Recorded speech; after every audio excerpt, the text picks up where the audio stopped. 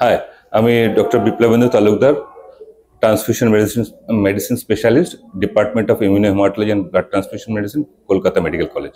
I am the assistant professor. So, firstly, there is a one thing. There's a tattoo. Tattoo is one of the most important. There's a looks good, and there's a unique of an individual.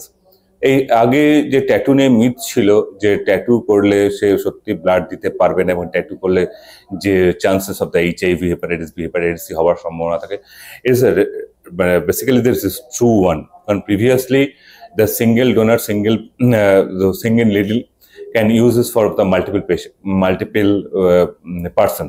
আগে একটা needle দিয়ে অনেকগুলো পার্সনের কিন্তু tattoo করা হতো এবং সেখান থেকে ট্যাটু থেকে কিন্তু এইচআইভি হেপাটাইটিস সি সরাবার একটা অবশ্যই সেখানে সরাবার চান্স ছিল.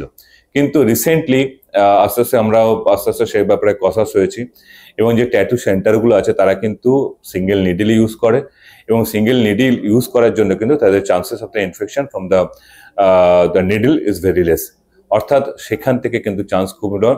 কিন্তু যিনি ট্যাটু করতে যাচ্ছেন তাকে কিন্তু সবসময় সতর্ক হতে হবে এবং সতর্কীকরণ দেওয়া হয়েছে যে অন্তত বলে দেওয়া যে আমার জন্য যে নিডলটা ইউজ করছেন সেটাকে অন্য কারোর জন্য ব্যবহার হয়েছিল কিনা, বা দেখে নিতে হবে সেটাকে যে ওপেন করা হচ্ছে সেটাকে একদম নিউলি একটা নিডল সেখান থেকে ওপেন করা হচ্ছে কিনা সেটা কিন্তু দেখে নেওয়া উচিত. এবং সেটাকে কখনোই যেন, এবং ওনার এটাকে অ্যাডভাইস করা উচিত যেটাকে যেন রিইউজ না করা হয়. That is very important. Still now after that there is a gazette notification যে after the tattoo the one cannot donate at least 1 year. So 1 বছরের মধ্যে কিন্তু তিনি ব্লাড ডোনেট করতে পারবেন না. এবং সেটা কিন্তু হয়তো সবার কাছে যিনি ব্লাড ডোনেশন নিতে যাচ্ছেন তার হয়তো সেটা খেয়ালটা নেই, বা যিনি স্ক্রিনিং করছেন সে হয়তো জানেও না ট্যাটুটা অনেক সময় বিভিন্ন জায়গায় লোকেশনে যেটা ওপেন নাও থাকতে পারে. তাহলে যিনি ব্লাড ডোনেট করতে যাচ্ছেন তার কিন্তু বলে দেওয়া হয়েছে আমি কিন্তু ট্যাটু করেছি, অর্থাৎ আমি এই সময়ের মধ্যে ট্যাটু করেছি. অর্থাৎ হ্যাঁ, যদি 1 বছরের মধ্যে হয়ে থাকে তাহলে ডেফিনেটলি তিনি দিতে পারবেন না. যদি 1 বছরের পরে হয় তাহলে কিন্তু দিতে পারবেন. এবং সেখানে কিন্তু তা সত্ত্বেও কিন্তু আমরা এইচআইভি হেপাটাইটিস সি টেস্ট করব এবং সেখানে কিন্তু যেটা টেস্ট রেজাল্টের উপর ডিপেন্ড করে কিন্তু আমরা ব্লাডটা অন্যকে ইস্যু করা হবে. এবং ট্যাটুর সঙ্গে কিন্তু ক্যান্সার যে বলছেন তার কিন্তু কোনো রিলেশন কিন্তু নেই.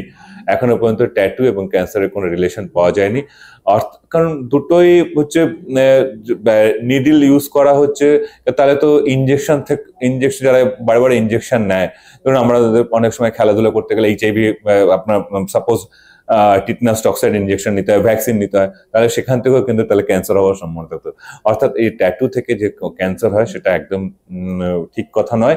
কিন্তু ট্যাটু থেকে যদি মাল্টিপল একই সিরিঞ্জ বহুজন ব্যবহার করে তাহলে কিন্তু সেখান থেকে কিন্তু এইচআইভি হেপাটাইটিস সি এবং আদার্স ট্রান্সফিউশন রিলেটেড ডিজিজ যেগুলো আছে সেগুলো কিন্তু হতে পারে.